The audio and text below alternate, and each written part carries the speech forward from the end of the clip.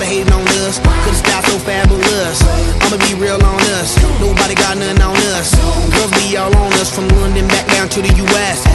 We rockin', that's contagious. Monkey business, outrageous. Just confess your girl admits that we the F-R-E-S-H, we fresh. G-E-F, that's right, we different. We definite, B-E-P, we reppin' it. So, turn me up, turn me up, turn me up. Come on, baby, just pump it. Pump it, pump it, pump it, pump it, pump it. And say, yo, yo. Turn up the radio, blast your stereo right now. It's Johnny Sizzling right. You check this out right here.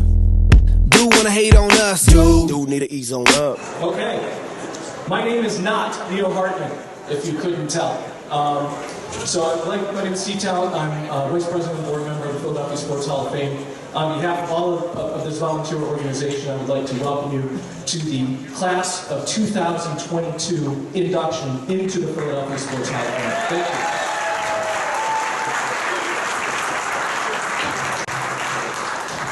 you. Yeah, track and field is a number of sports, so we kind of count it as one.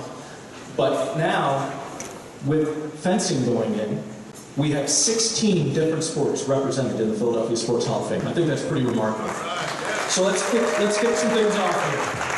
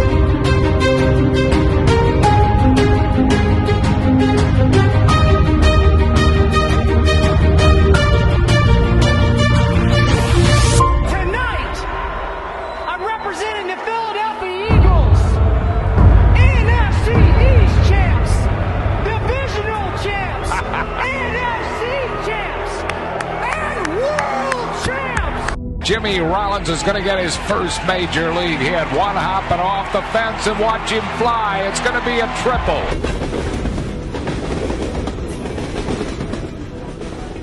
Seek and destroy, him or me. It goes beyond sports and life. When you prepare yourself right, and you know you prepare yourself right. He is one of a kind, a bearded sportscaster who sometimes wears a mink coat. It's the way I roll. In a league filled with giant personalities, it may have been a man shy of 6 feet who towered above them all. It was that personality which drove Villanova basketball to make the impossible possible.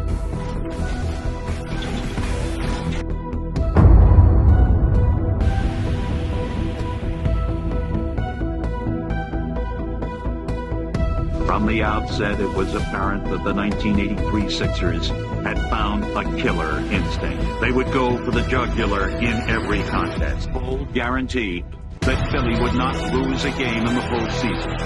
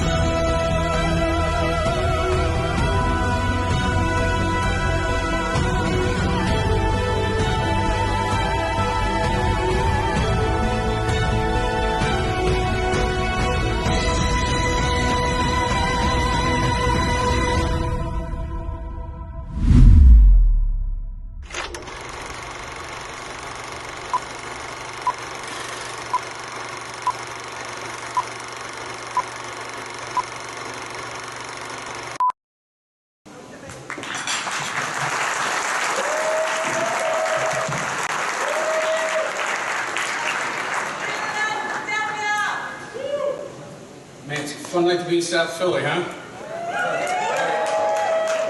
Hard to believe this is our 19th induction ceremony.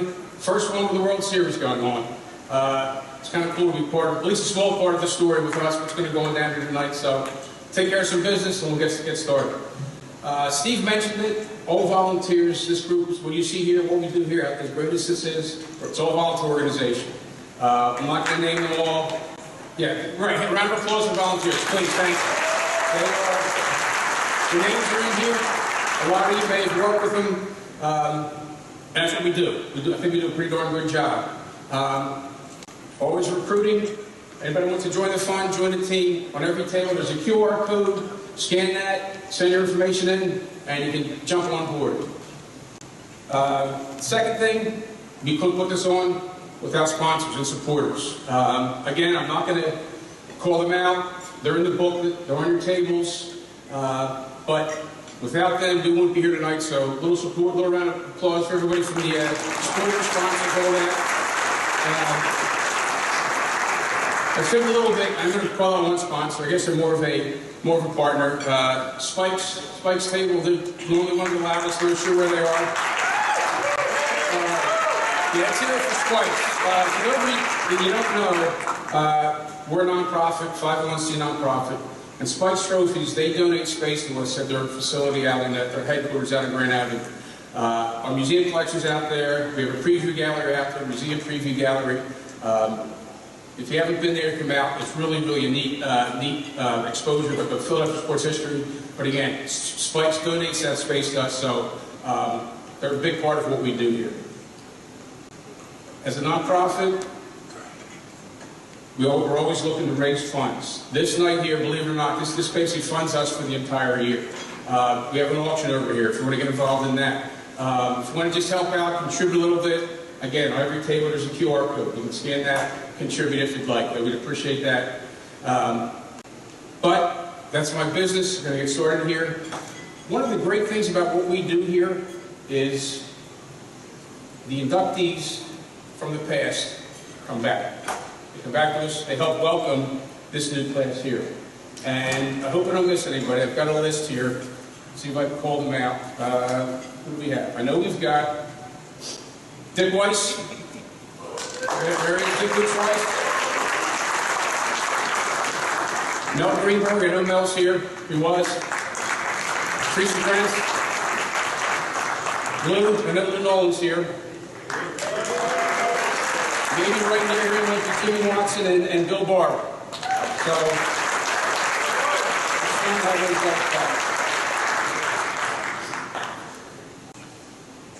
about an hour from now, Philly's going to be fighting for a championship. Everyone knows that, right across the street.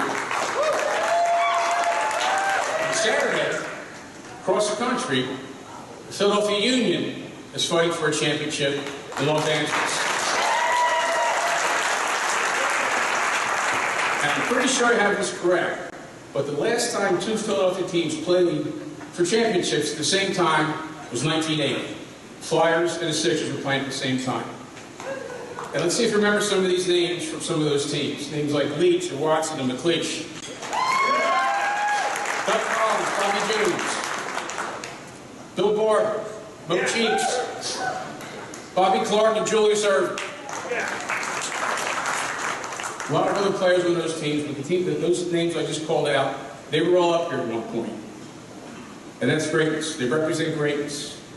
And that's what we're going to celebrate here tonight. Greatness. So, let's celebrate. I'm going to introduce Steve. You met him earlier. Vice President is going to take us through the rest of the night.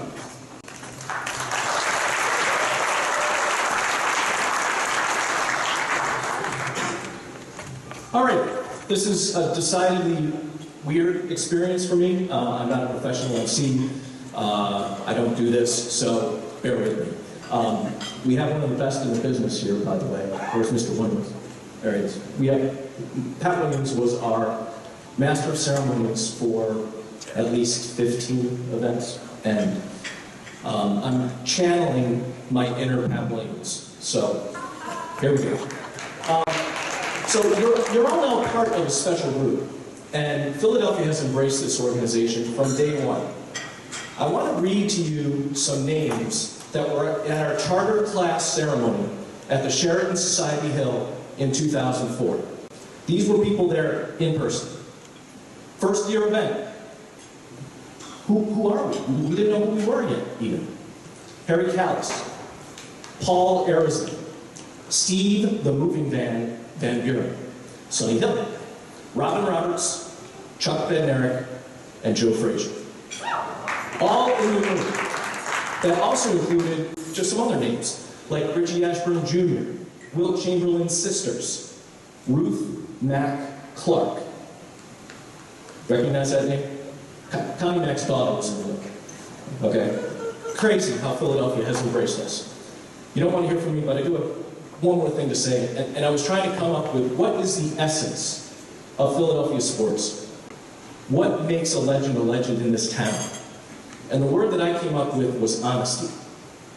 When Allen Iverson did his famous press conference rant about practice, the honesty was oozing out of him. It was oozing out of him. His commitment to the game and to his teammates on the court was so honest. It was incredible. Recently, another example, when Alec Bone had some interesting lip reading on the field, he owned it. He embraced it. He knew he was wrong. And what did Philadelphia do? Did we do the stereotypical version of Philadelphia and boo him? No, he got a standing ovation next time he was on the field. Lastly, and I think this is what makes a real legend in this town, the honesty of Jimmy Rollins. When he said, "We are the team to beat," and then led that team to back up the statement and become one of the best teams in the National League, eventually coming up with a championship. 2008. Well done.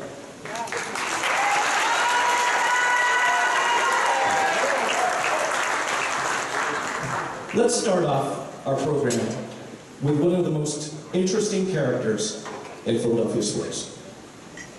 You know, this city, they want you to win. We're going to prove to you that we're the best. You know what? That's bogus. You can't blame him for it. Can't be at 179 and 0 touchdowns. Stop it. He is one of a kind. The bearded sportscaster who sometimes wears a mink coat. It's the way I roll. If it's a sport, Howard Eskin has covered it, and he has an opinion about it. I don't know what I can do, Howard. If we don't hit and score runs, I don't know what we can do. The kid from Northeast Philadelphia started as a radio engineer and disc jockey and became one of the iconic sports commentators in the tri-state area. Howard has a knack for getting to famous people. Did he give you a reason why it wasn't going to happen? And did he give you a chance to try to save this thing? Knowledgeable, opinionated. I told you, men can't put gel in their hair. Well, there's a difference between me and you. I have hair. That's the dog mentality right there. When that cage opens up, our teeth are snarling, we're drooling, we're hungry and ready to hunt.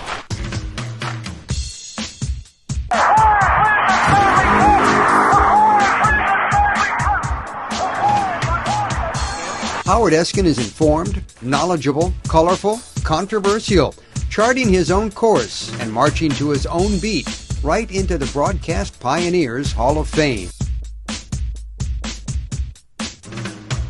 It's the way I roll.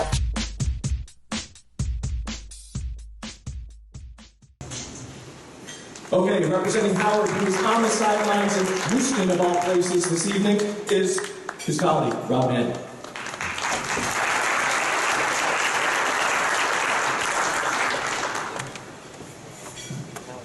It's an honor to be here on behalf of Howard. I think the reason I'm here is because I'm the only person in the media he hasn't called a moron, a nitwit, or a dope.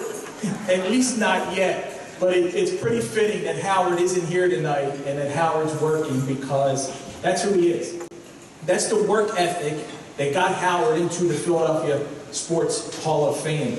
When I growing up in South Philly, the first media person that I could identify with was Howard Eskin. He's on TV, he's on radio, he's doing everything. And then I get to be his producer at WIP, and then I become an AP sports writer in Philly. And every game, every event, wherever I was, Howard was there. And here he is, 50 years later, Howard is still there. And it's that work ethic, that desire, that heart that's made him a Hall of Famer. You saw the video. We know about the personality, the mink coat, the beard, the fur coat, everything, the bobbleheads. But behind the scenes, Howard he's always been the polar opposite of what you see on air. There's a lot of people in this media industry who'll say they'll help you. They'll do whatever they can. He actually does it. And he's always a phone call away, a text away. So Howard Eskin coming into the Philadelphia Sports Hall of Fame, being here representing him, it's an honor for me. I know it's an honor for him. And it wouldn't be right if I didn't call somebody a moron, a nitwit, or a dope. But you know what? I'll say you're all geniuses like Howard. Thank you, guys.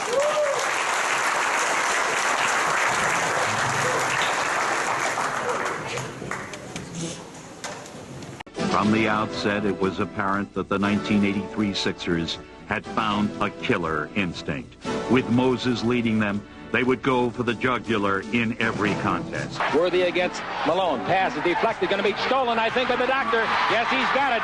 Here he comes. Way rock the baby. As the Sixers stormed to the division title, Philly fans were confident that this would finally be their year. They continued to gain momentum and admirers. This is the best team that I've seen in 10 years. I can't see any team touching the Sixers. I really can't. And Mo Cheeks down court to Julius. To Bobby Jones. Philly's season-long mission was almost at an end, and Moses was not to be denied. Malone going in. The basket counts, and he is not to be stopped, and he is determined. Fittingly, it would be the doctor who would seal their triumph.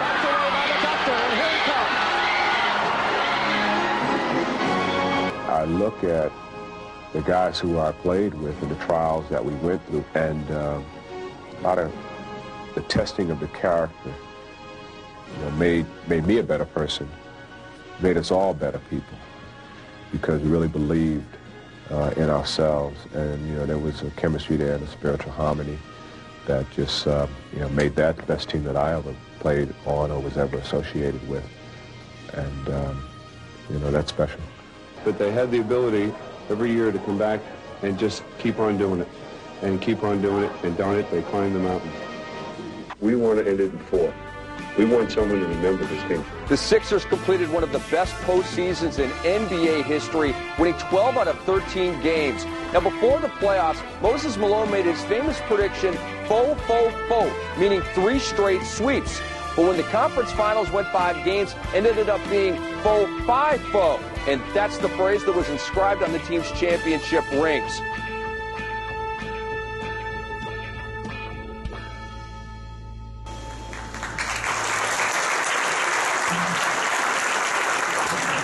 And representing that magical run of the 83 Sixers is a washed-up former Phillies draft pick who turned out to be a pretty darn good general manager, Mr. Pat Williams.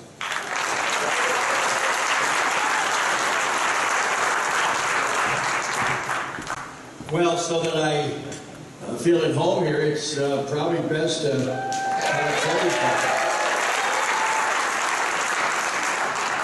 every other person I saw in Philadelphia today has a hat on or a jersey or a T-shirt. It's wonderful. There are only 2 ways to bring a city together, I'm convinced. One is with a championship run of a professional sports team, or a great crisis. A hurricane, a flood, tornado, that pulls a community together. And we're seeing it right now here in Philadelphia, a community that is really bonded. It's a beautiful thing to watch. Well, before I talk to you for a minute about that 76ers team, I think we need to focus just a little bit on Howard Eskin. I think it's important that we do that. The truth of the matter is they're covering for him tonight. But the reason Howard isn't here, he's recovering from an old football injury. He got it moving his television set, helping the Eagles get better field position. But then the real issue is, who is this man? And how did he become Howard Eskin? Well, you've got to go back to his very early roots. He came into the world, and I don't know how to express this other than directly. He was just an ugly kid. He was an ugly baby. In fact, his parents used to feed him with a slingshot. They took him down the shore, and the tide refused to come in. And then it was time to send him off to school. He finished in graduation in the half of his graduating class that made the upper half possible. Made straight A's. His B's were a little crooked. And then came sports, and they were searching somehow or other to get Howard focused on something positive. So we got into sports. He was the wide receiver on the archery team. And that was quite fun to watch. And then he became the water boy for the swimming team. You probably don't know this, but Howard had a great interest in stock car racing originally. He drove in the Indianapolis 500 one year, made 15 pit stops, 8 for gas and 7 for directions. But he came out of that, and then they began to notice that he had a great face for radio. And the next thing you know, in Philadelphia, anything could happen, right? And the great Howard Eskin became a superstar. And now he's a Hall of Famer. And now we get to hear him all night whirling away from Houston. One thing I just have to remind you, my roots are in baseball. I played baseball at Wake Forest. I wanted to play pro ball so badly, which I ended up doing. I signed with the Phillies in June of 1962, and in the one club bidding, the Phillies came away with my contract, with my signature. $500 bonus, $400 a month. Bob Carpenter, the owner of the Phillies, as I signed this contract, he said, "Pat, I don't want you to say one word about this to anybody." And I said, "Mr. Carpenter, I'm just as ashamed of this contract as you are." And the Phillies put me behind the wheel and drove down to Miami, reported there as a 22-year-old college catcher. And the same week that I arrived, the Phillies had just signed an 18-year-old right-handed pitcher by the name of Ferguson Jenkins. Fergie Jenkins, and it seemed like every time it was his turn to pitch, I would hit to catch. In fact, the only game he lost that year, I was behind the plate. Another typical performance. There were 4 or 5 passed balls, 5 or 6 stolen bases. After the game, a writer said, "Fergie, who's the toughest man for you to pitch to in the Florida State League?" He said, "My catcher, Willie." And the Phillies threw a coat and tie in my direction, and a front office career was launched. And I ran minor league ball clubs for the Phillies for 5 years, and then a phone call came. July of 1968, Dr. Jack Ramsey, who was then the GM of the 76ers. I was running the minor league ball club in Spartanburg, South Carolina. He said, "I want to talk to you." I never met the man. He said, "I want to talk to you. I'm about to take over the coaching duties. Need somebody to run the front office. And I'd like to interview you about the job." And I went through a couple of interviews, and the next thing I know, I had moved to Philadelphia to take on the job of running the front office for the 76ers, and that's how it all started. And then there were stops in Chicago, there were stops in Atlanta, and then back to Philly in 1974. The Sixers had just come off that 9-73 famous season. Remember, Jeff, you remember this area, you were there. we began to put the pieces together. The big piece came when the merger took place in the summer of '76. And Julius Erving was a big part of that. And Dr. J, who was with the Nets, he didn't report to training camp. And he kept not reporting to training camp, and it turned out that he had a contract dispute with the owner of the Nets. So it was Roy Ball. Billy Melchione, you remember Billy? He was the GM of the Nets. And I kept calling Billy. Billy, would you ever consider moving him? Would you trade him? And no. And finally Billy called and said, we got to move him. Our owner needs money. I said, Billy, how much? He said, it's going to take you $3 million to buy him. And in those days, that was heavy. I said, how about signing him? He said, that's going to be another $3 million for like 5 years. Today that would pay for the ball boy. And I said, I think that total is $6 million.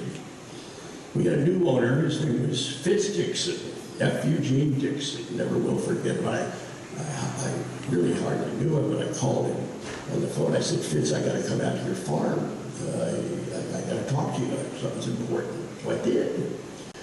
And went out to his farm, walked into his office. I said, Fitz, Julius Erving is available. He said, tell me, Pat, who is Julius Erving? He hadn't really followed pro basketball. I said, well, Fitz, he's the Babe Ruth of basketball. He said, and he's available? I said, yes, sir, he is. He said, what's going to take to get him? And I kind of masked my voice. I mean, to say $6 million to a new owner. But I got the words out. He said, tell me, Pat, he said, are you recommending this deal? And I said, yes, sir, I am. And he said, well, then go get it done. And off we went to 30th Street Station with a battery of lawyers. And to get the deal done with Julius and the deal done with the Nets. And by 8 o'clock the next morning, it was done. And that's how this whole saga of this championship began, the arrival of Julius Erving. And then we traded George McGinnis for Bobby Jones. And then we traded Fred Carter to Milwaukee for 2 second-round picks. And that turned out to be Maurice Cheeks and Clint Richardson. And then we traded a kid we had picked up in an extra draft named Melvin Bennett. And we sent him to Indiana way back for their first-round pick in 1980. And that turned out to be Andrew Toney. And little by little, we began to put these pieces together, but there was one missing piece, that man in the middle. We had good centers. We had Chocolate Thunder. We had Darryl Dawkins. We had Caldwell Jones. We had Harvey Catchings. I mean, we had some good centers, but we just couldn't get past the Lakers. And then Moses arrived and took us to the promised land. And I did something by mistake. And so,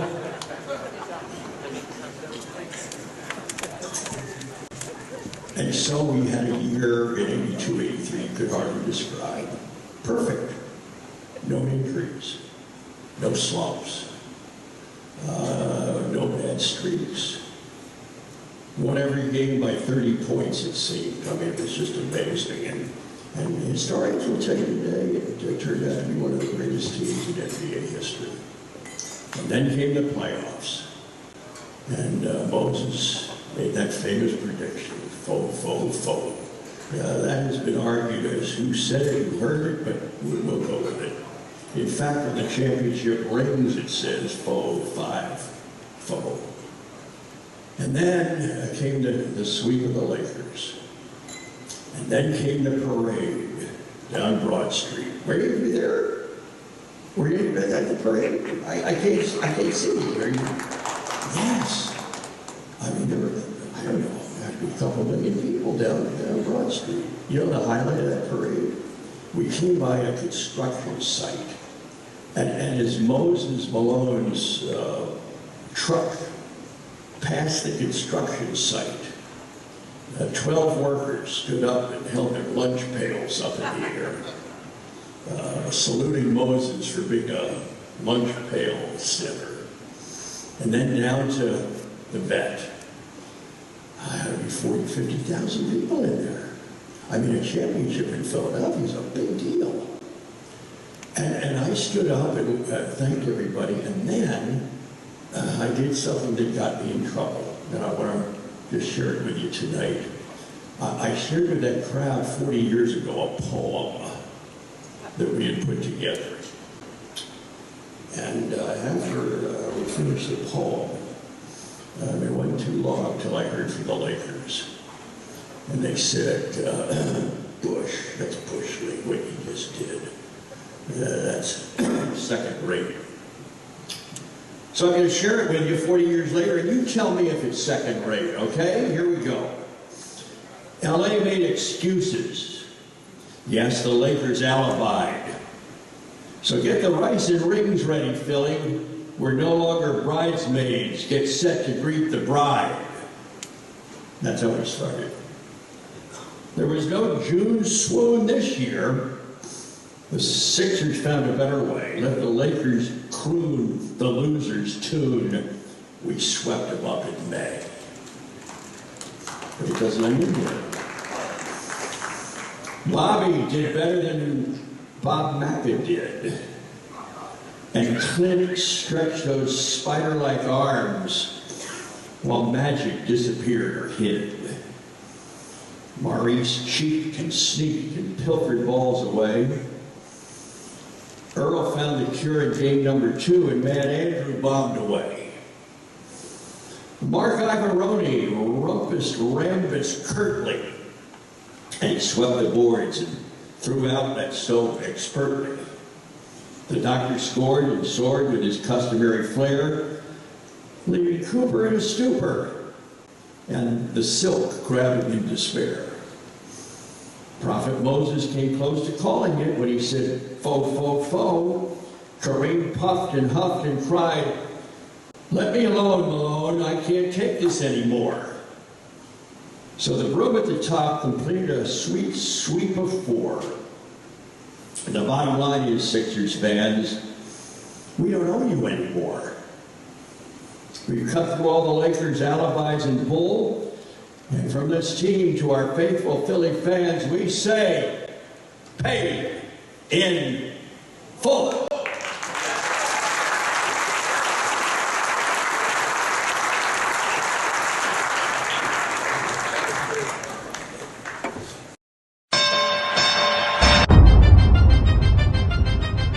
The building that houses the Blue Horizon was originally constructed in 1865 as housing for the upper class. In the early 20th century, it was sold to a fraternal organization who renovated the structure to include the auditorium that would eventually hold the boxing ring. It wasn't until 1961 that the building officially became a boxing venue. It was purchased by a promoter named Jimmy Toppy Sr., who further renovated the building and gave it the Blue Horizon name. The site went on to earn great notoriety, becoming voted the #1 venue in the world by Ring Magazine, and also being noted by Sports Illustrated as the last great boxing venue in the country. In June 2010, after almost 50 years of boxing matches, the Blue Horizon finally shut its doors. Welcome to the main event.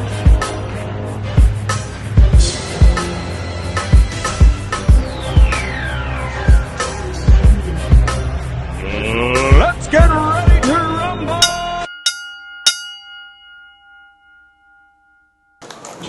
Montgomery County native Michael Buffer there on his famous car. We were actually at an event, the Benny Briscoe Awards in the Pennsylvania Boxing Hall of Fame a couple months ago, and we were talking to a gentleman who was affiliated with the Blue Horizon.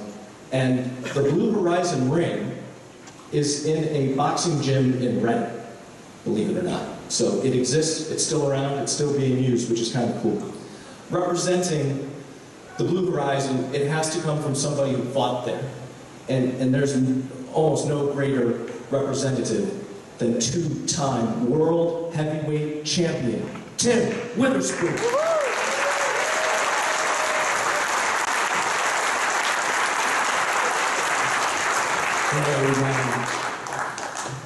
They called me on short notice last week, but I was heavyweight champ. I gotta show up.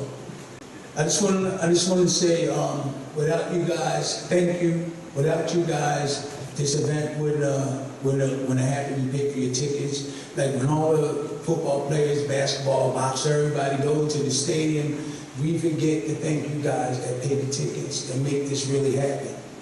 You know, so I spread that around. You should thank you. Thank you for, without you, this wouldn't happen. What I was about to say. The Blue Horizon, I was contacted by this lady, I forgot her name, and she wanted me to get involved with trying to save the Blue Horizon. And this was about a year ago. So I was calling all the boxers all around the country. Even boxers over in England and Ireland knew the Blue Horizon, you know, about the Blue Horizon. And so mainly in America, I was trying to get everybody together to try to get a team together to try to save the Blue Horizon. So in the middle they had fights in the middle, but around them they had apartments. I was kind of angry because that is I fought there twice. I was kind of angry, and I really wanted to fight hard and try to keep the Blue Horizon alive. You know,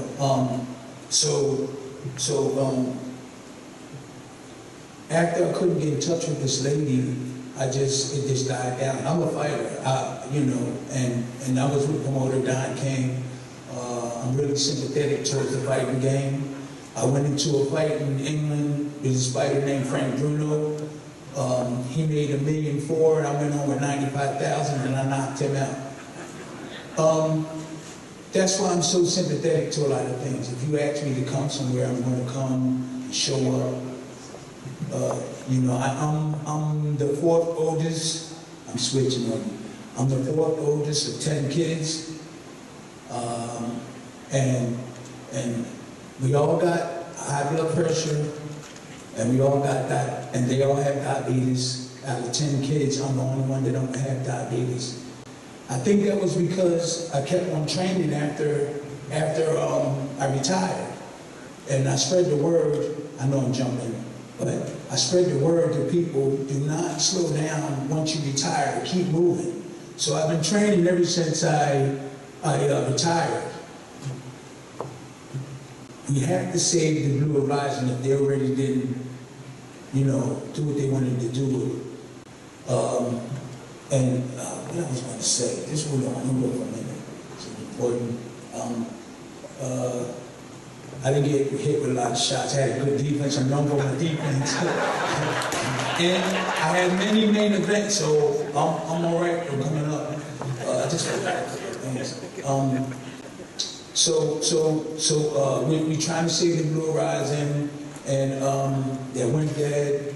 It went dead. So what I do now is I go around and try to help boxers out and train people and try to make it better for these young boxers. Start a union and all that. I want everybody to know too. Yeah, union. We need a union. We need support because I made 800,000 twice. I made 400,000 here, a whole bunch of 250,000s, and I don't really have nothing to show for it now. You know, we have to have structure for these young guys when they leave boxing. We got to have a union and everything. So that's another thing that I would like to say while I'm up here. And the Blue Horizon is known everywhere. I've been to England, I've been to Ireland, I've been to Spain, and everybody knows what the Blue Horizon is. And so I'm really sad that did they sell it? Did they sell it yet? It's on the market. It's on the market. Yeah, I was upset with the person that was buying it. So I said, man, this guy, you know, he's selling Blue Horizon. Really, I jumped subject because I forgot what I was going to say. Really, and it was probably good. So I'm a fighter, and the fight was right. I fight for you. I love you guys. I want my mom to be proud of me. She, you know, I got 10 siblings, 8 that I grew up with, and she was there for us. You know, I got brothers. I got a brother bigger than me, and she took care of us. And my pop, he was a good guy, but he rolled, he left, and my mom was there. Every time I had a fight, I called my grandma, Game War Fanny.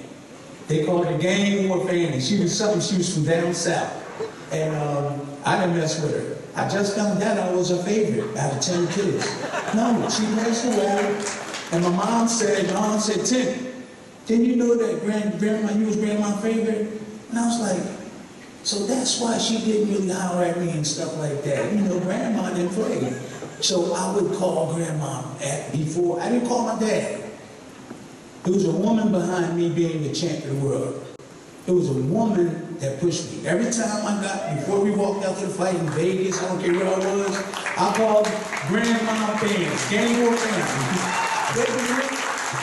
Wait a minute. I called Gang War fans. I know we supposed to be talking about Blue Horizon.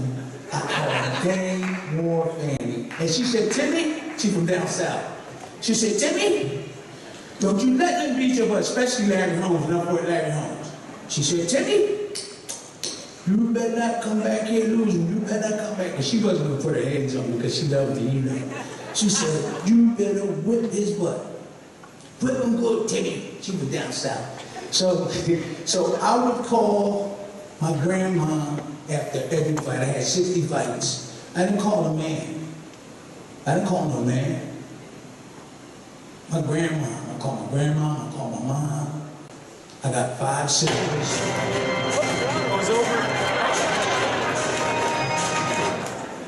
Get ready.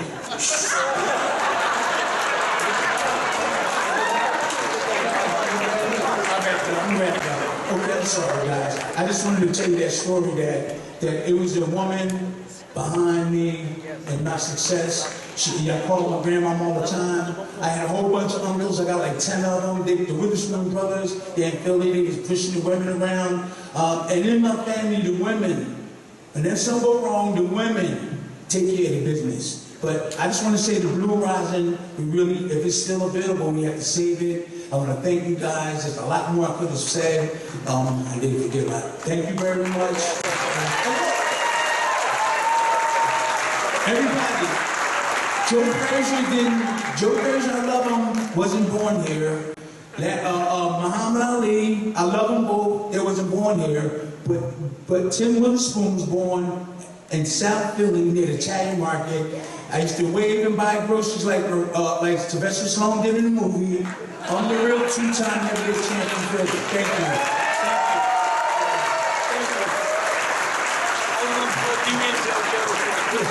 Thank you, Tim Witherspoon. I think that Tim had some rather appropriate words of wisdom for a gentleman in this room when he talked about staying active in retirement. So, Patty, I think that we can have a 2-time world heavyweight champion's words, influence your husband. So, Thank you. So, we have some heritage athletes that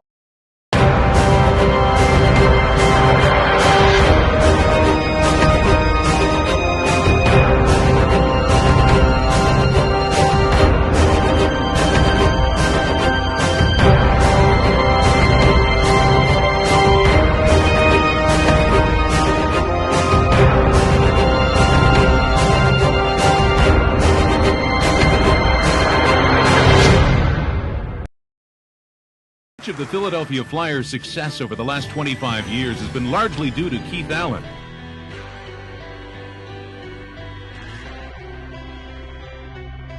In 1970, Keith was named Flyers general manager and began his building process.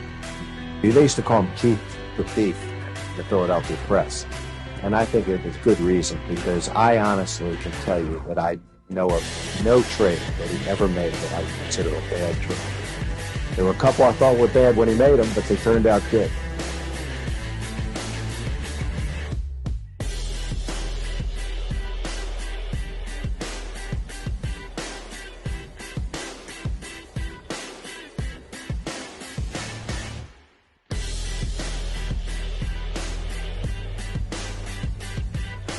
I'm thrilled that Keith Allen is now a member of the Hall of Fame.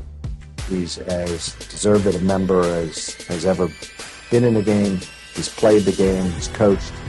He was one of the most successful general managers of all time. Ladies and gentlemen, the Flyers are going to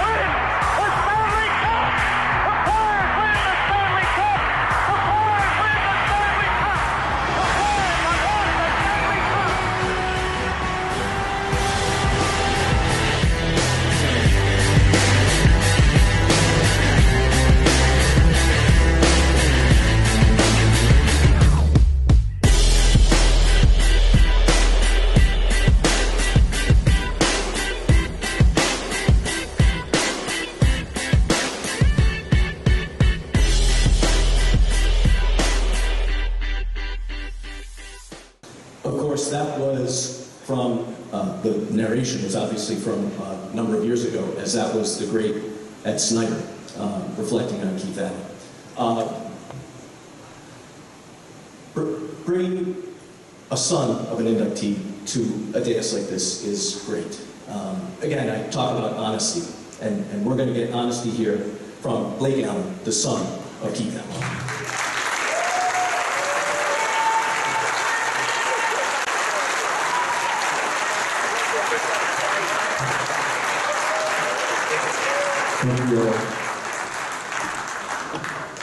Just want to let you know I'm not going to touch this because I can't defend myself as well as Tim could if it came after me.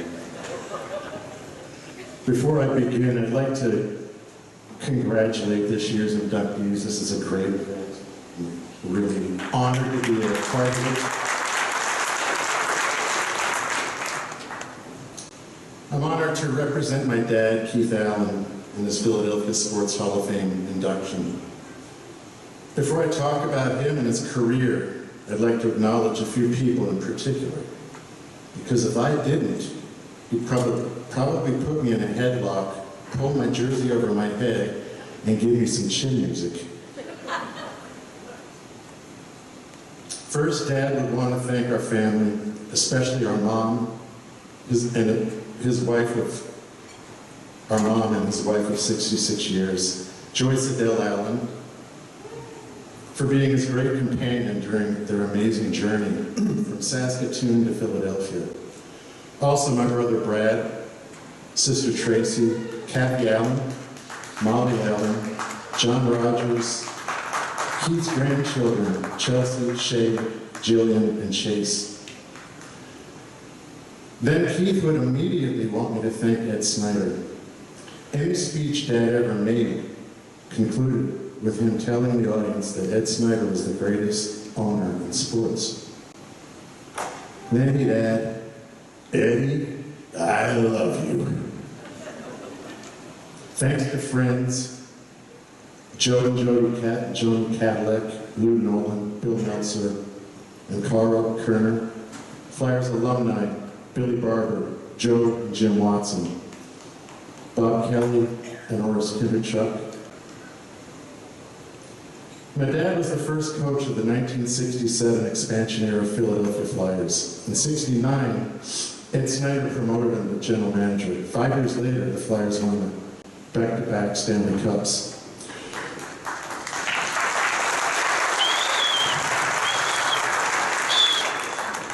The Flyers team that Keith built went from an expansion team to a Stanley Cup champion in just 7 years. Dad's team was nicknamed the Broad Street Bullies for their physical play. But a better description of that team is dominant.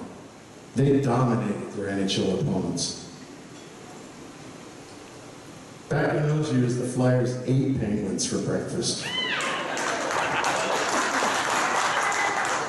When the Soviets sent their national team to North America in 1976, the Flyers were the only team in the NHL to beat the Soviet squad. As much as my dad loved physical hockey, it was character that he valued above all else. When he drafted or traded for a player, that was the one essential quality a player had to possess. That Barry Ashby was his first acquisition as GM, and that Keith hired the then unknown minor league coach Fred Shero says it all. There are a lot of broken noses, scars, and mended bones at table 11 out there. And that's what Keith loved about them. It's a bit of a myth that the Flyers brawled their way to 2 Stanley Cups. Yes, Keith's teams had Schultze, Bob Kelly, and Moose DuPont, but they also included Bobby Clark, Bernie Perrant, Bill Barber, Rick McLeish, and Reggie Beach. The Daily News journalist Bill Fleischman gave Dad the nickname Keith a Thief for his ability to fleece other teams of young talent. Writer Bruce Scoop Cooper said that, quote, Keith Allen can trade a canoe for a battleship. During the 79-80 season, Dad's Flyers won 35 games without a loss, a sports team record that still stands today. When Keith the Thief left the general manager position in 1983, his record as Flyers GM was 563 wins, 322 ties, and 194 losses for a .612 winning percentage, and 4 Stanley Cup final appearances.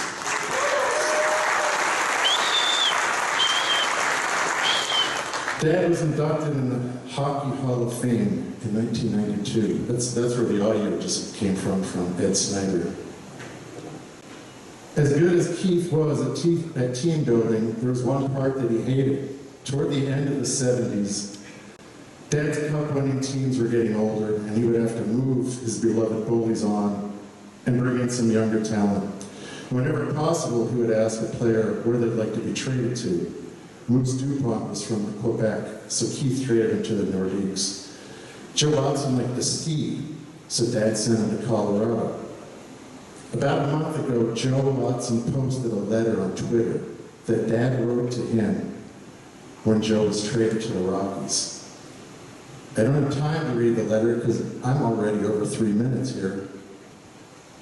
But if anything I've ever read written by my dad, it defines the kind of man he was and how much he loved his players. The letter is on Joe Watson's Twitter account. My parents spent their later years living in Long Beach Island and Fort Myers, Florida. As Keith aged into his 80s, he developed memory loss and dementia. In 2013, Mom and Dad were at an assisted living facility in Newtown Square. Joe Watson was a frequent visitor and would often bring people from the Flyers along with him.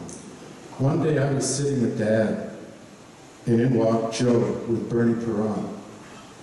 Dad recognized Joe right away, but was having some difficulty with Bernie.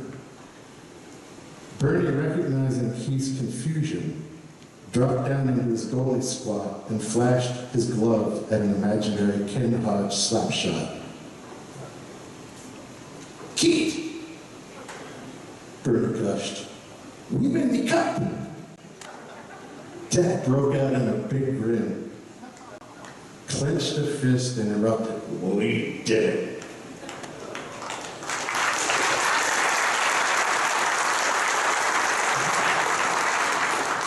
Keith's ability to assess talent and his personal connection to his players is at the very core of what gave the Flyers their wings. Keith's life work and dedication to his craft is an unmistakable part of why we still see so many hockey fans wearing orange and black today. His involvement set the standard for hockey in the city, the energy, character, and passion that would become the Philadelphia Flyers legacy. Thank you, Philadelphia Sports Hall of Fame and the Flyers family. Enjoy the day.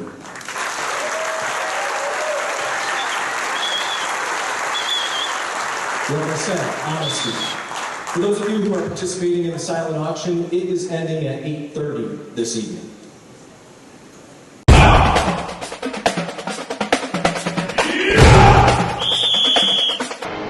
Reds Bagnell captained a winning 1950-11.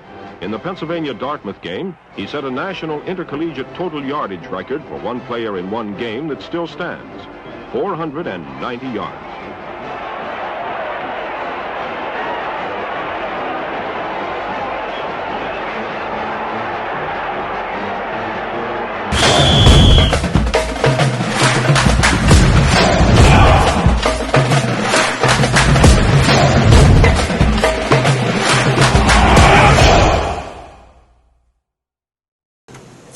Yards in the game. That's not too bad. Representing Reds is his son, Bill Bagnell.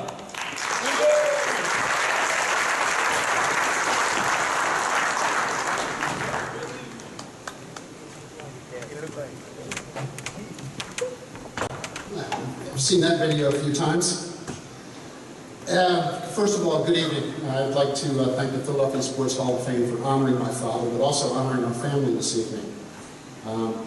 Also with me tonight, I've got my wife, Liz. I also have Reds' favorite grandson, my son, Billy Bagnell Jr., came down from New York to visit us. It's funny, it's been 27 years since my father passed away. A lot has changed since then in the game of football, but going forward, there are not many people that would remember him. It's definitely gone a different direction. When I got the call back in June that he was going into the Philadelphia Hall of Fame, I was a little surprised. I thought he was in. At the same time, I was humbled by it. I was like, wow, this is pretty cool. The reason it is he was inducted into the National College Football Hall of Fame. That was the first time I've ever seen my father cry. I watched Chuck Bednarik there, Ray Dooney. I saw all his friends from across the country, guys he played with, up in New York when he went in. It was a big event. Tonight would have been just as big, if not bigger, because my father was a Philadelphian, through and through.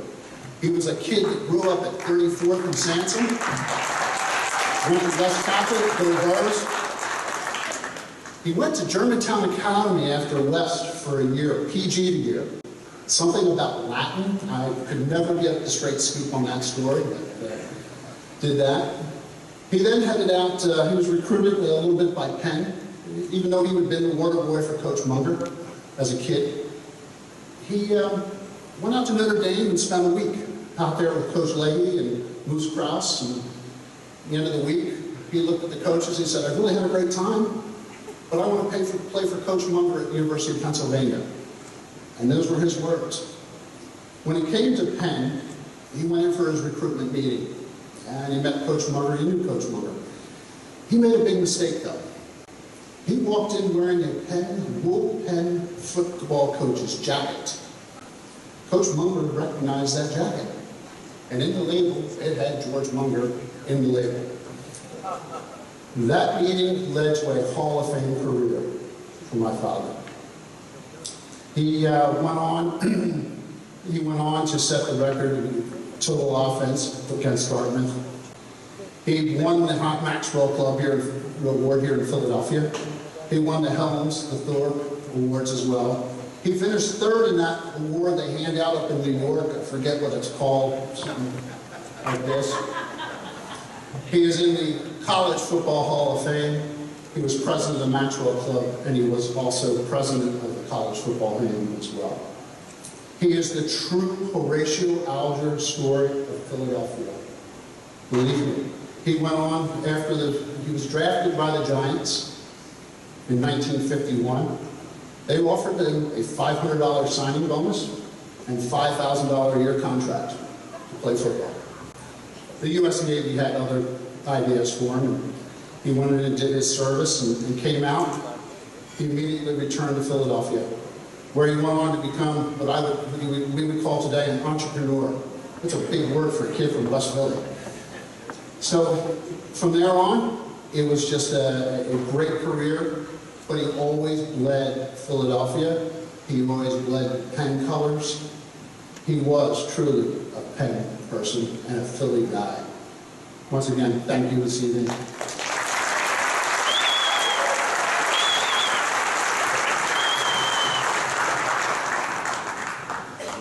I've been very fortunate with having a career for many years in football, consistently one of the finest staff of officials throughout the country.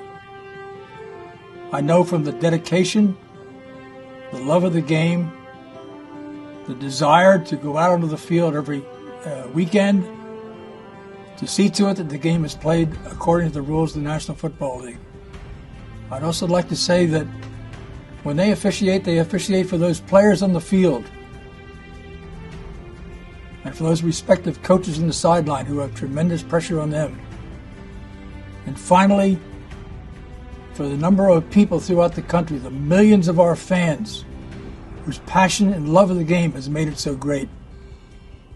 I am extremely fortunate to have been in this position, and once again I'd like to thank the Hall of Fame. This is the greatest thing I think for an official. Do the job. Hopefully nobody's even going to know you're around. Make the calls the proper way, the way they should be, with a heavy dose of common sense.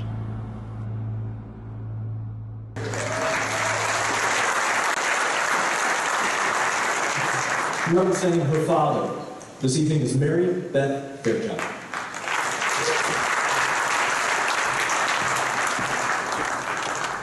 I'd like to thank the Philadelphia Sports Hall of Fame for this. This is such an honor for McNallings and my dad. It's hard. I'm very happy that he got inducted in here, and I would just like to thank all of you for coming here and honoring him. Thank you.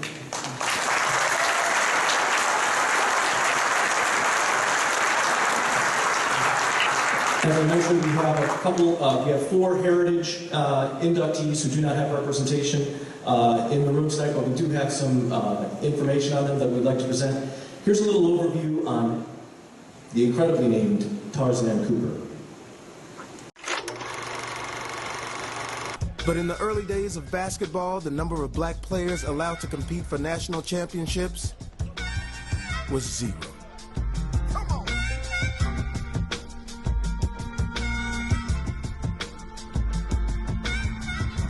But he had to rename his team the Renaissance Big Five to help advertise the ring. So much goes back to the Wrens because they were, they were the forefathers of our organized sport in many ways. The New York Renaissance, they had a black owner, Bob Douglas, they had a black coach, and they had black players. That was the first time in the history. Now they place baskets at either end. This was a dance floor, you slid, and when they moved the ball around, it was a show. But you could smell the action. As they say, you could smell the sweat. The team, when they came out, was pandemonium in the Renaissance. To see all these people in the box seats, these women and men all in their fineries. No matter where you played or what you did out there, if you were on the Renaissance, you were on the A-1 team.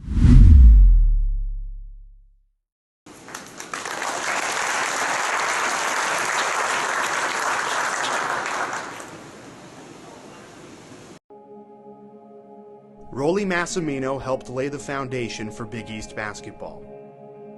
In a league filled with giant personalities, it may have been a man shy of 6 feet who towered above them all. It was that personality which drove Villanova basketball to make the impossible possible. That's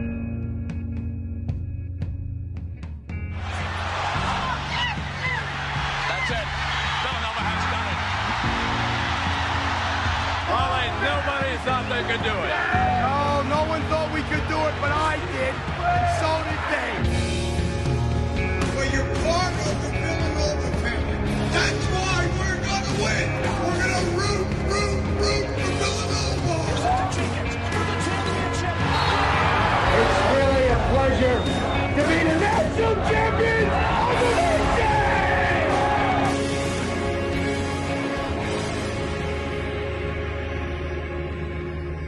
That's the most important part of my career. Having the opportunity to be around kids. I always say, I'm going to give you more than you'll ever give me because I love you and I enjoy you. Let's keep in touch. Oh, no one thought we could do it, but I did. So did they.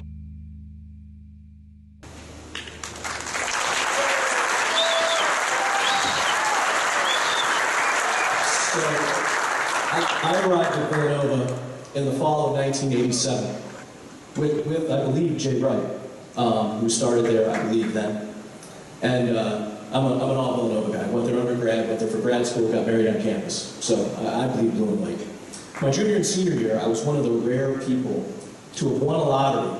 At the time, housing for juniors and seniors was at Bryn Mawr Courts. It wasn't on campus. But I got into this brand new dorm.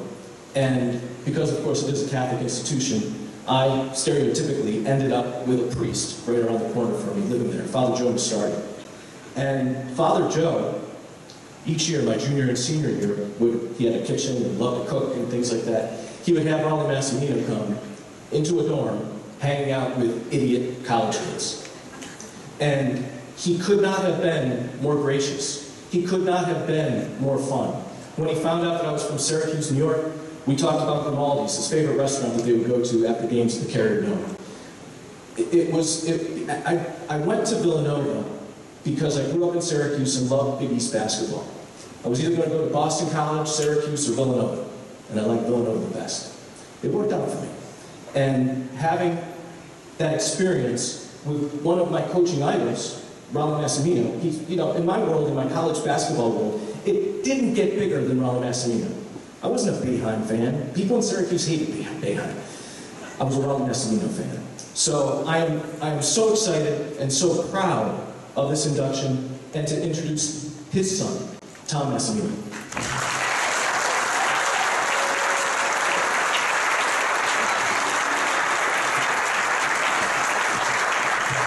Thank you for that introduction. First of all, I'd like to congratulate all of the Hall of Fame inductees tonight. This is a tremendous honor, and I know one that my dad will be very proud of. On behalf of my dad, I'd like to thank the Hall Committee for this induction. I'd also like to thank all of the assistant coaches and players, some of which are here tonight, because without their hard work and perseverance, none of this would have ever been possible. I'd also like to recognize my mom, a very special person who was the best and gave my dad the opportunity to pursue his second love, which was coaching. His number one love was his family. And as always, I'd like to recognize my brothers and sisters that are in attendance tonight. R.C., Andrew, Leanne, and myself.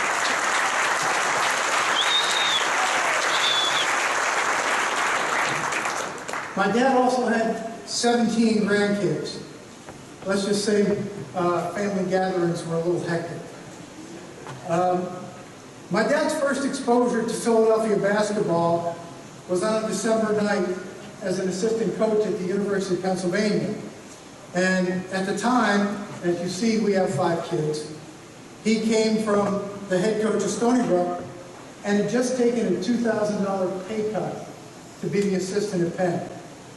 And as you know, everyone that's been in a Palestra, when it's sold out, when you walk in the building, the corners are filled. Right? Your first sign. You don't have to look at when the rest is going to get filled up, but if the corners are filled, it's a sellout.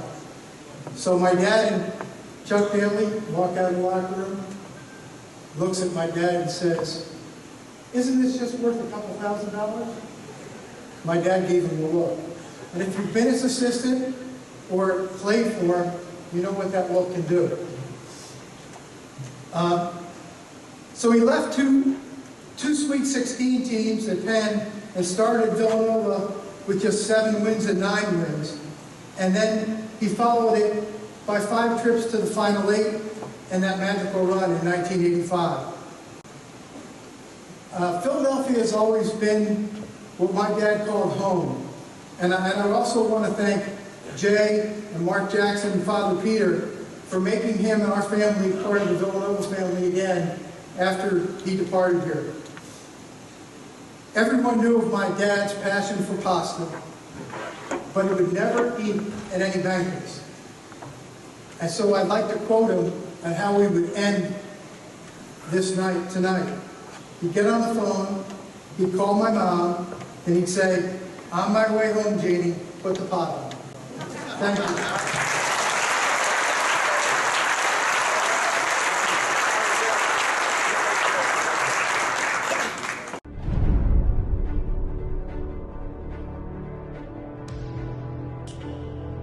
Growing up was tough. I was bullied a lot. I was smart, but I was built differently from the average girl. I didn't want to go to school. I just couldn't concentrate, couldn't focus. I was terrified. That's how I learned how to run fast, is by running from my bullies. Her uncle came to walk her home from school once. She didn't mind because he was a martial arts teacher. But he wasn't there to kick some kid's ass. He said, "You can't continue running all your life, Reed. What we're going to do is rebuild your self-confidence." Every Saturday, I would spar with my uncle for 1 hour. He would walk in, lock the door, and put the key down behind him. The goal was for me to get the key unlock it, and walk out. But I had to get past him. Then finally, I'll never forget the day I fought my way past, got the key, unlocked the door, and walked out. That's how I earned my black belt. As her skills got more and more advanced, she began competing in tournaments. For the first time in her life, she felt in control, and she loved it. And she gave me a hug, saying to me, "You are a star, and your job is to let the world know that you're a star." And when my mom said that, it sparked the fight in me. Press conference time come, they call us out. She says to me, "I looked on the map and I couldn't find Chester." And I just said, "Listen, tonight you will find out where Chester is on the map. And I want you to know that I'm the one your mama warned you about." How does she become the most dangerous woman in the world?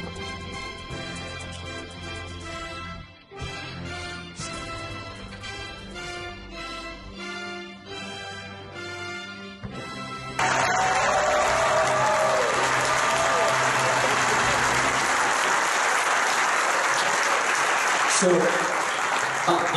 if you were in the reception and you heard music, I make a playlist that's all Philly-centered, either by Philadelphia artists or about Philadelphia. And one of my Philadelphia Sports Hall of Fame highlights, greatest moments, biggest achievement. My girl was dancing. Correct? Yes, sir. For your gifts, ladies and gentlemen.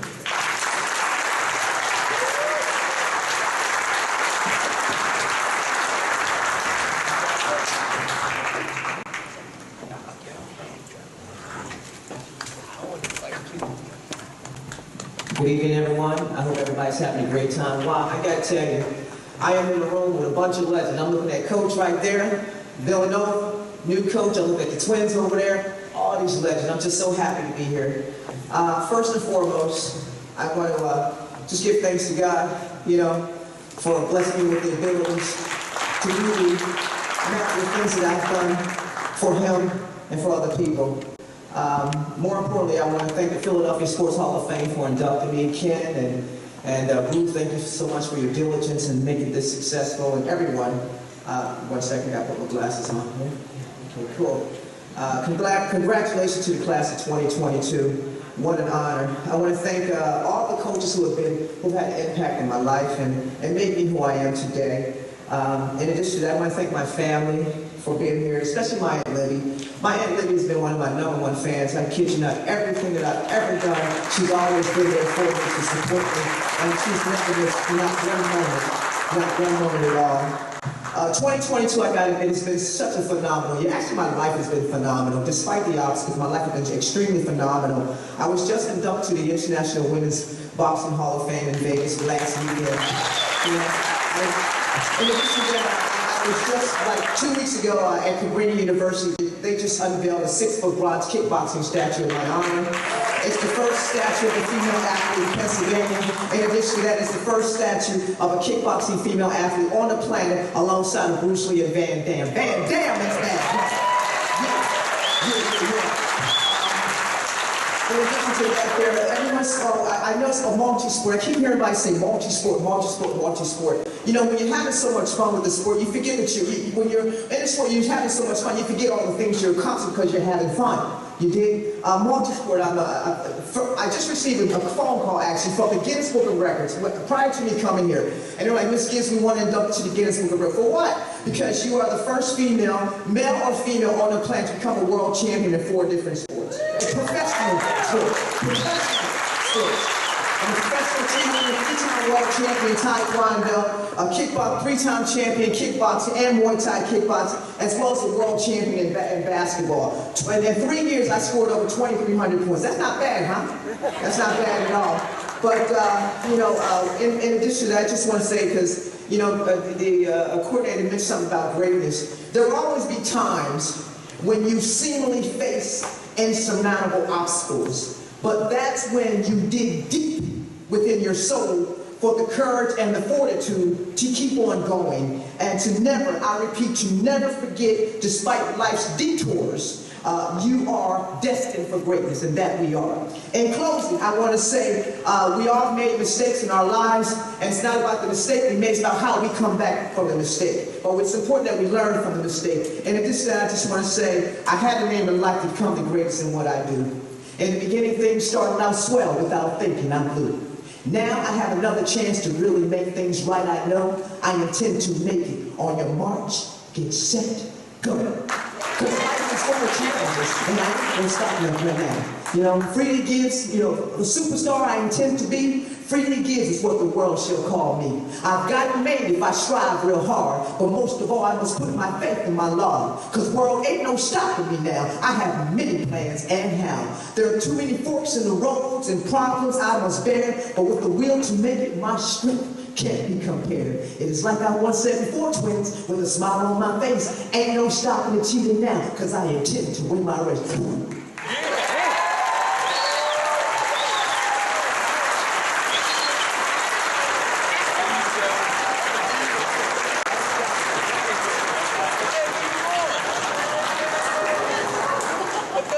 Wow.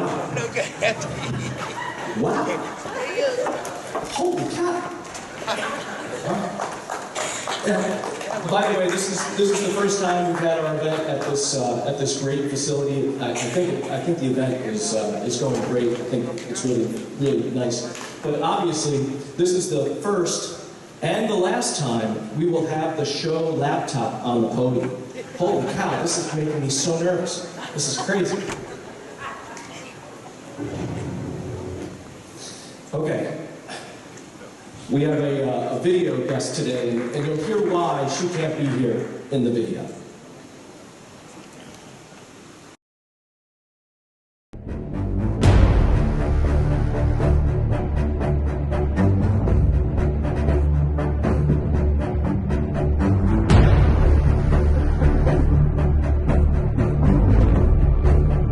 Gold for the United States, it's silver for Canada. I love this. I really, really love this. I never, ever, ever would have thought that I would go from most spirited to having 2 gold medals. And it's really, woo! It's really like not something that, you know, obviously it doesn't happen overnight. It's something that I had to work really hard for, but I'm really glad that I did it because, you know, hey, I wouldn't be standing here in front of you. Most spirited to having 2 gold medals. Wanted to thank you so much for this incredible honor. Being inducted into the Philadelphia Sports Hall of Fame is just incredible. Thank you guys so much for choosing me. It's a little bit funny and ironic that many years ago when I started my athletic career as a galloping ghost at Abington High School, the only award I was getting was most spirited, but it's amazing how things change. And when I ended up at the University of Pennsylvania, never would have thought that I would become an athlete. But I joined the rowing team. It was one of those sports you could just walk onto. And it's funny, you know, it's not even so much the speed or being on the water that I remember. It was that first practice and seeing the Philadelphia skyline, and it was a sunset, and I was just hooked. Of course, once I started really getting into it, then I was a little more focused on the speed and trying to win. But I had a wonderful time, and being, you know, part of the Philadelphia sports scene was just incredible. And now, you know, here I am. I really wouldn't have thought that, you know, so many years later, I would be now 2-time Olympic gold medalists. And I do wish I was there with you all today. I'm actually going to be participating in a different kind of sports event where I'm giving birth to a little baby.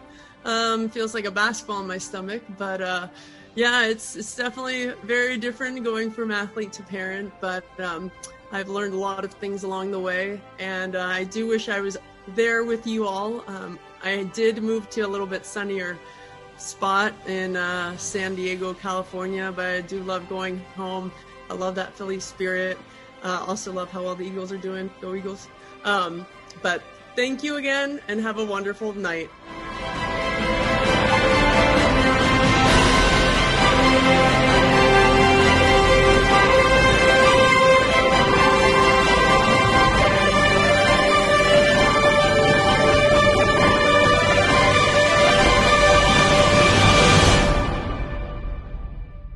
So she did, obviously recorded that a while ago, a couple weeks ago. She wants to extend her Go Phillies too.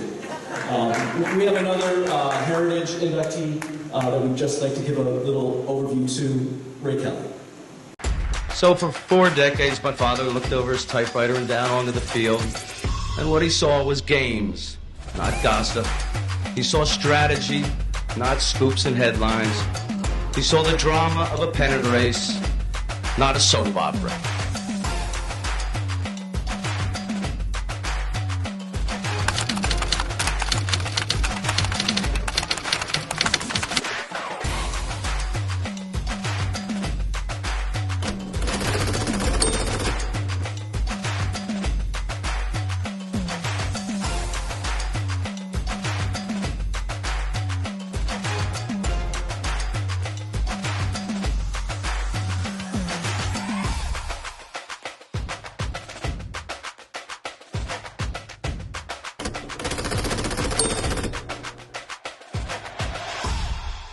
He wasn't a journalist at all. In his heart and in his soul, he was a baseball man.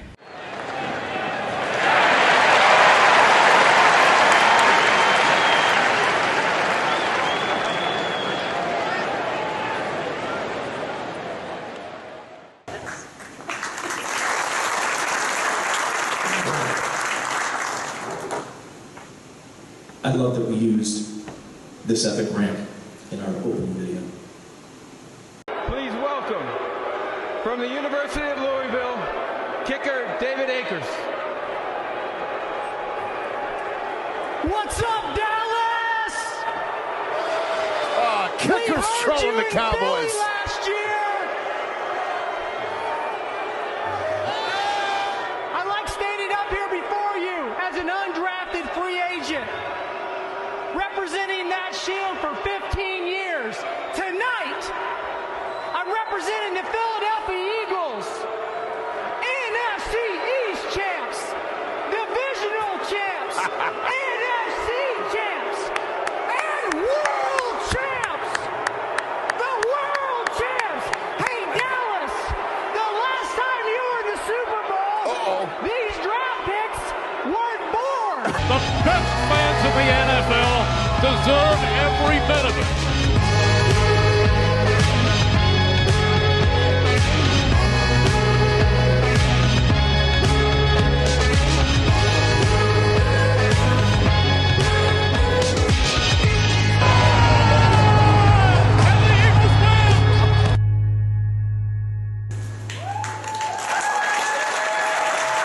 Ladies and gentlemen, Dick Ray Kelly.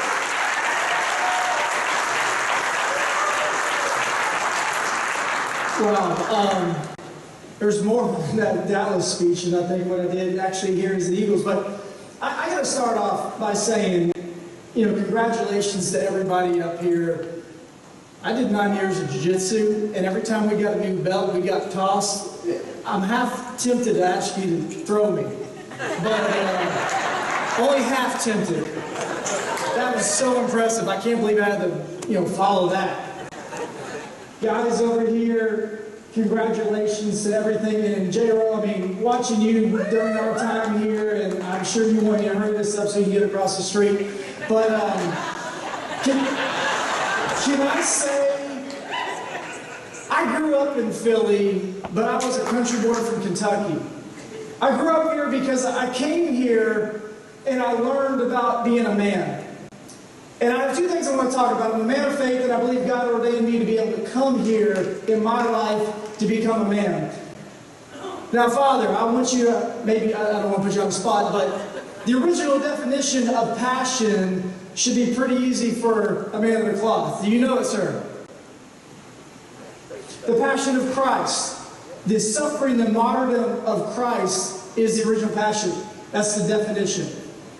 But along with that is a barely controllable emotion. If you put suffering and a barely controllable emotion together, you kind of get me at times, but you definitely get Philly. And you definitely get the fans who waited 52 years to see the Lombardi Trophy come down Broad Street. And I think we're on the way to get that. Sorry, Phil. I think we're on the way to get that one more time. But I think about my time here in Philly. On Friday mornings, I embraced myself to the point that I said, I want to hear what the sports media is talking about on the way in. And hear coaches' picks every Friday morning. Or if it's Saturday and we're watching basketball and football and watching Villanova and Coach Wright, winning championships. I embraced myself into Philly because Philly brought me in as a family member. And what I want to talk about is understanding where you come from. So I was at a high school banquet. My coach, Roy Walton, the old Silver Fox, he said, somebody called him a self-made man. And he said, that is not the case, in his own eloquent country way. And he said, if somebody thinks they're self-made, you can own that person in 5 minutes. I didn't really understand that at 18, but I understand it now. Because if you look into life, you understand you have a mom and dad, a brother, a sister, an aunt, uncle, a grandma, grandpa, a cousin, a neighbor, a friend, a coach, a principal, counselor, teacher.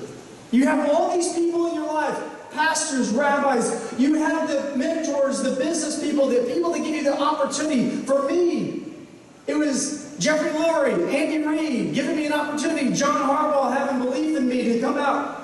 But maybe you don't think about that as well. Maybe you're not thinking about all these different people in your life that really make you who you are. I'm very fortunate of my family, my friends, to the point that friends become family. That's what Philly is. That's what it did for me. I just think it's vitally important to understand where we come from. I have so much gratitude for Philly, for the entire organization. I played 3 full contracts out. Playing 12 years in one place is very tough to do. And they say, oh, David, you did a great job. And yeah, I feel like I did okay out there.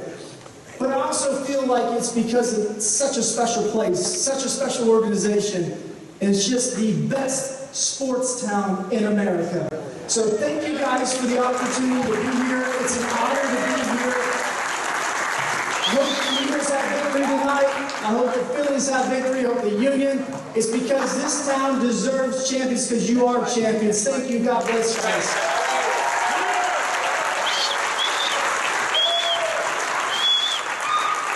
When callers called in for the first time to, like a show on WIP, Howard Eskin's show, they say, first time, long time.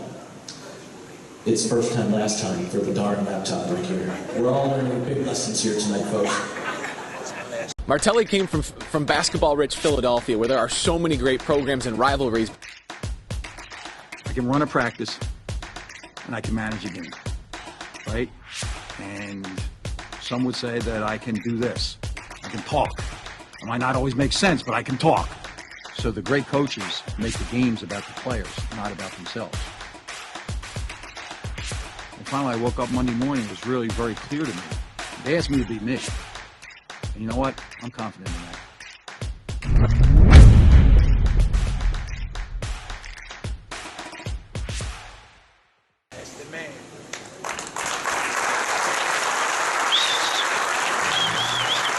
So, before Phil talks, I mentioned I got married on Villanova's campus, and our priest was from St. John of the Cross in Roslyn, Pennsylvania. And he got to the altar, and he thanks everybody in attendance. So, it's really nice being here. Thank you for all being on time. But I root for St. Joe's. At my wedding, on Villanova's campus. These are interesting things. Phil Martelli.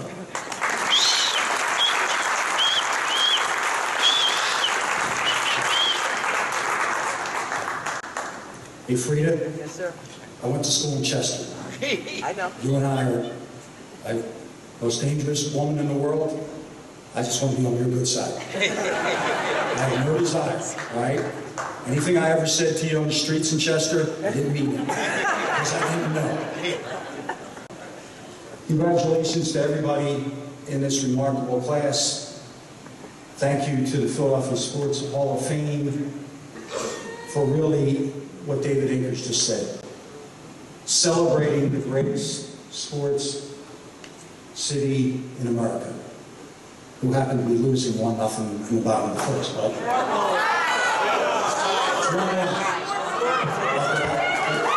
But I used to be told that on a regular. I got on the plane last night to get here, and the guy said to me, "You don't want to know, Coach, they're down 5-0. No Wi-Fi on the plane. We land, the girl in front of me turns around and goes, "Coach, you don't want to know this. They got no hit." I said, "I'm going back. I can't. It's painful." When I got this call in June, I said, "Well, why me? Why me?" My wife, Judy, won 3 national championships at Immaculata. So every time the Hall of Fame is called, it's always been about her, not me. And I respected that. And then word got out to me that Jay Wright had retired. So I was like, well, Jay Wright retired, and if they're going to do college basketball, how the hell are they going to do me? The man is in the Naismith Basketball Hall of Fame. So won't they do Jay Wright? So again, I said to the guy, well, why me? You don't have Jay's number? And by the way, this has to be the first event anywhere in the country that a Hall of Famer can walk in, a national championship coach could walk in, and he not get introduced. Can we get a round of applause for Jay Wright?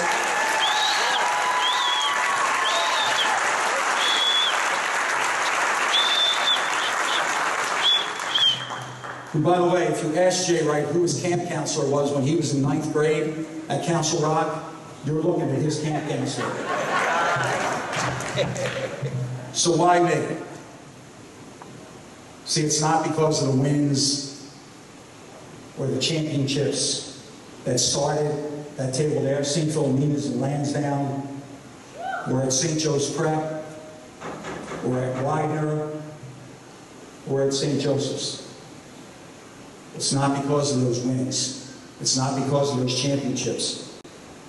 It's not because I was blessed with the opportunity to walk in the footsteps of Jack Ramsey and Jack McKinney and Harry Booth and Jim Lynam and Jim Boyle and John Griffin at the Fieldhouse, at Hagen Arena, and at the hallowed best building in college basketball, the Palestra.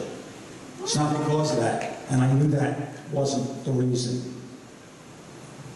This honor has everything to do with relationships and memories that this game, this profession, this sport, and this city have given me, and I own them, and I cherish them.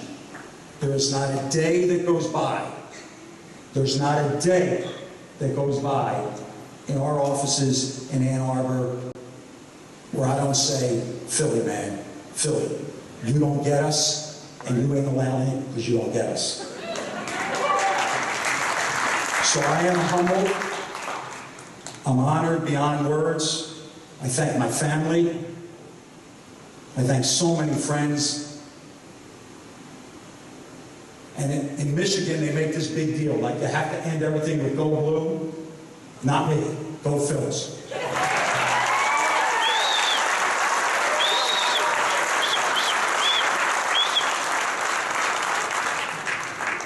Temple University's fencing team has been mastering the game for decades under the watchful eye of Hall of Fame coach Nikki Frank.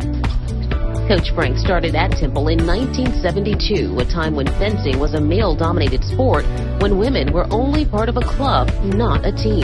Coach Frank, a pioneer in her own right as a former Olympic athlete, changed the game for female fencing on Temple's campus 50 years ago. Coach Frank is the only female African-American fencing coach in the country.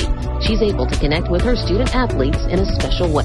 It was definitely a huge draw for me to be on a women's team. Like, I've always had male coaches at my club back at home. Coming here was the first time I've ever had like a female coach, and I really enjoy it because only a female coach will understand what you're going through. My role as a coach is to make sure that each of these young ladies comes away from this university, first of all, with a degree, and second of all, feeling that this was the right decision for them to make. Ladies and gentlemen, Coach Frank.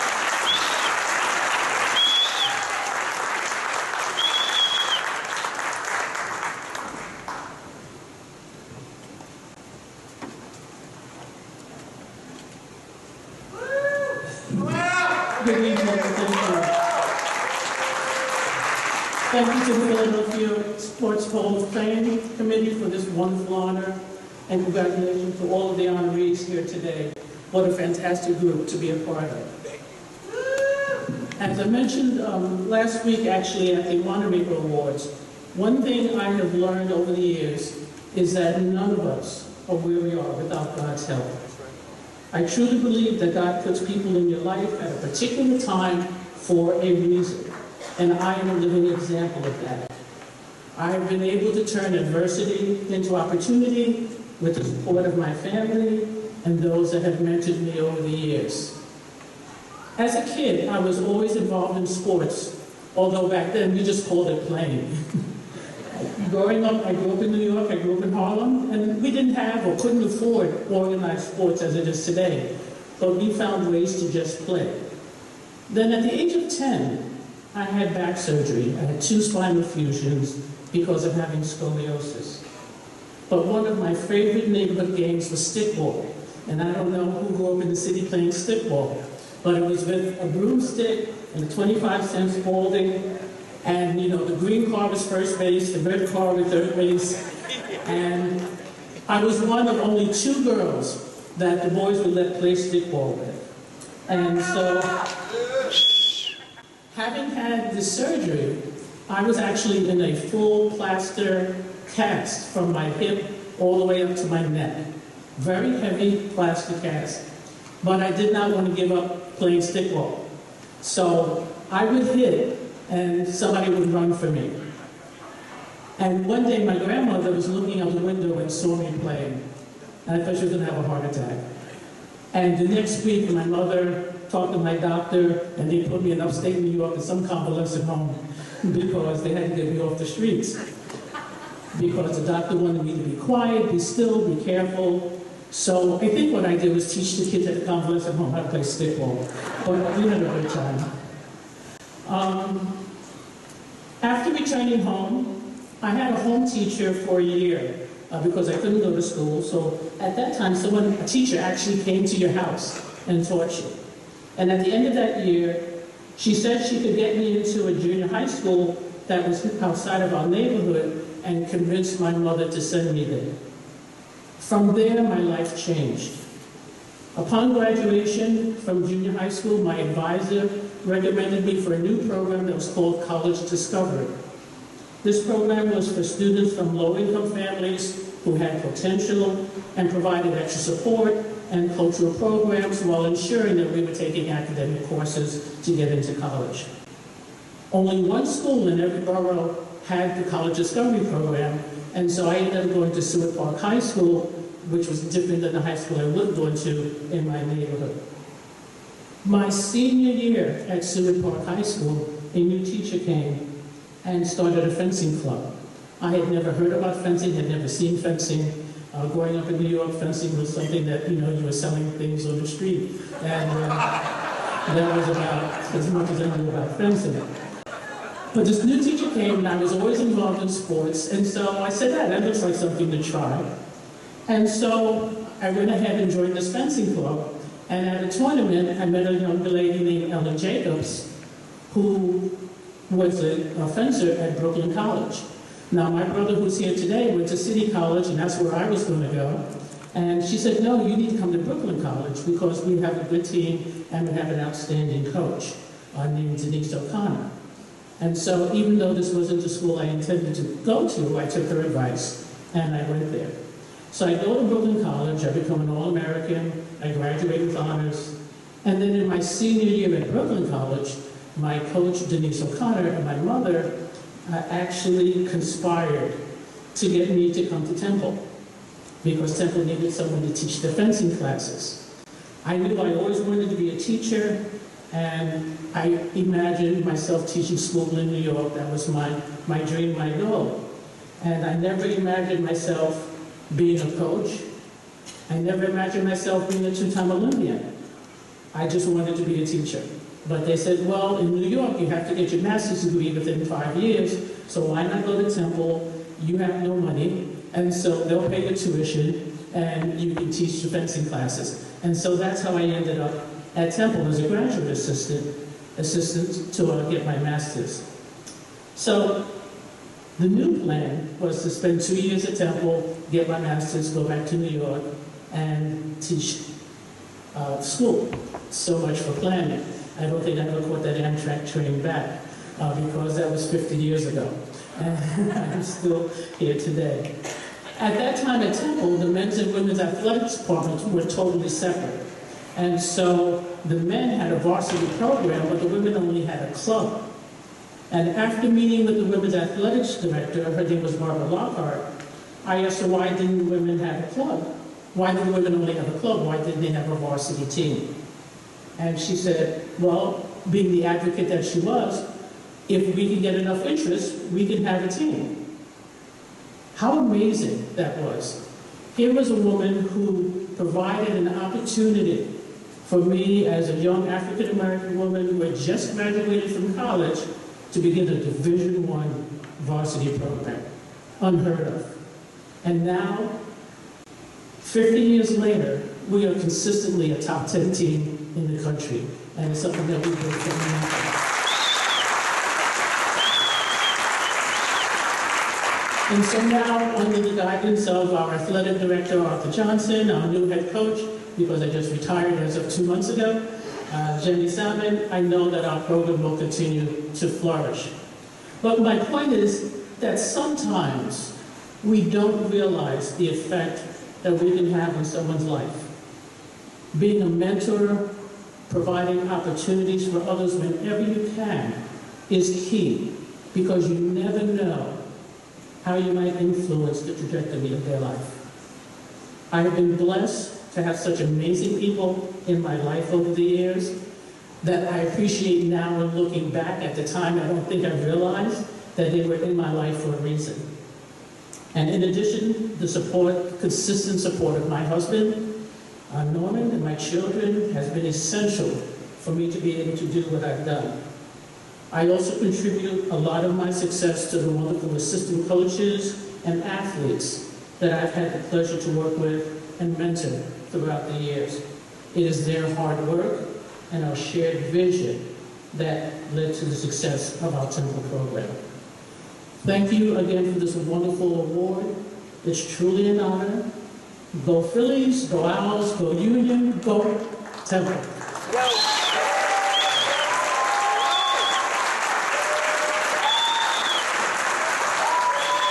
For those that participated, the silent auction is closing, so just to let you know that.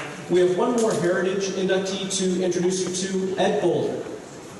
So this story is a wonderful, rich story on the importance of economic empowerment, an unprecedented level of leadership, and then the social advancement of our country alongside 2,600 men and women who could play. They just wanted to play. They didn't know they were doing all this other stuff. They didn't care about that. But what they were doing and the sacrifice that they made in their love of the game of baseball changed this game. The unwritten gentleman's agreement was strong enough to prevent most blacks from playing integrated professional baseball for the remainder of the 19th century. Meanwhile, Ed Bolden's black team played almost no other black teams. In 1920, he was able to book a 6-game series against a white Major League All-Star barnstorming team, a team with Babe Ruth coming off his 54 home run season in his first season with the Yankees, and would schedule those games to compete against the American Giants in New York. Bolden was the only African American among them, and in December 16, 1922, the 16 representation met at a YMCA in Philadelphia to ratify the hierarchy of the Mutual Association of Eastern Baseball Clubs with Ed Bolden as the chairperson. In the 1920s, Negro League teams played only about 33% of their games against other league teams. The rest they played on the road, barnstorming in distant cities to make extra money and to help make ends meet. By the end of the decade, black owners had created a successful business that employed about 500 people. About 75% of that income flowed back into the black community. Baseball was established as a profession for blacks, as a parallel institution to the white major leagues. For the black community, the Negro Leagues were a source of pride and a model of achievement for the world to see.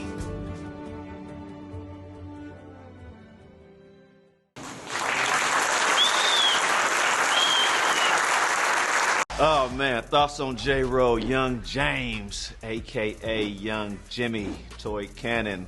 He went out there and I think he proved a lot of people wrong. Everybody always had, their thoughts on how my game should be, and it was just like year after year, this is me, this is what I do. I got drafted to the Phillies. I was not happy at all. Like the All-Star game was in Philadelphia that year. That AstroTurf field had like yellow seats, brown seats, green seats, all types of colors. I'm like, nah. My mom was like, well, babe, there's really no one in front of you. So maybe if you look at it that way, you can get to the big leagues a lot faster than being stuck behind people. And that right there changed my attitude. So when I got there, I made sure it was rewarded.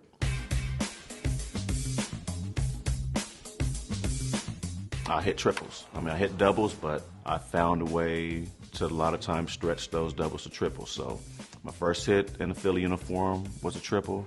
Heading for third, head first slide, he's there with a triple. And at that moment, it allowed for me to take it all in. And I was like, this is pretty cool. It was a special moment. There you have it, the breakdown of Jimmy Rollins, the man, the myth, the legend, the all-time hits leader, number 11 on the back, but number 1 in your hearts. Hope you enjoyed it.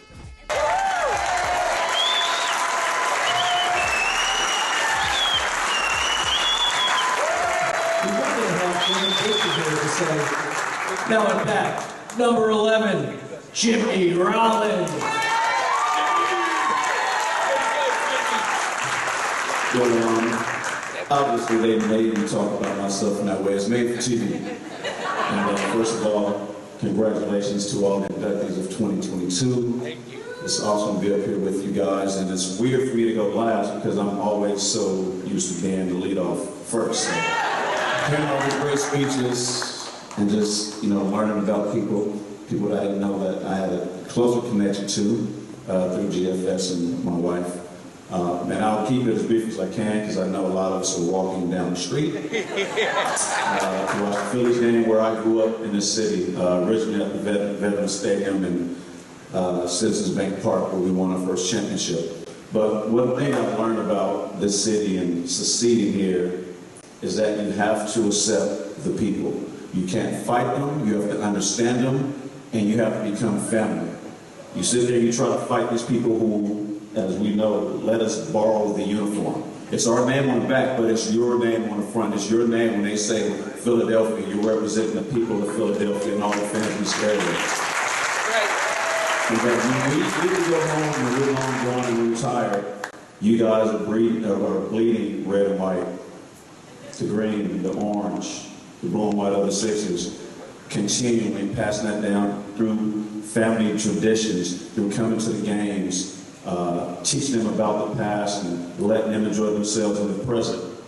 When you understand that as an athlete, you understand the people, then you buy into it, you get why they're so passionate. Why, when they come to the games, I don't know you guys, but Phillies, you might get booed and cheered and then get Eagle chants all at the same time. You got to be okay with that. And it's not that we don't like you personally. It's your performance sucks, and we're going to let you know. But when your performance is great, we're going to let you know that also. So when you understand that as an athlete, I think that helps you get past what you hear about how Philadelphia is a tough place to play. I think if you don't perform, anywhere can be a tough place to play. But when you show up, win or lose, you're willing to run through that wall, you're willing to go the extra mile, you're willing to do whatever it takes to make that play, that's when you earn respect in a city like Philadelphia, because that's what these people are made to do. Go that extra mile, not take no for an answer, because no means you didn't try. That's right. And this city, if you put forth the effort, you will be rewarded. And when you're rewarded, like the people of 2022 Hall of Fame, Philly Sports Hall of Fame inductees, you can become a legend. And that's all I have to say, because we're going across the street. Thank you.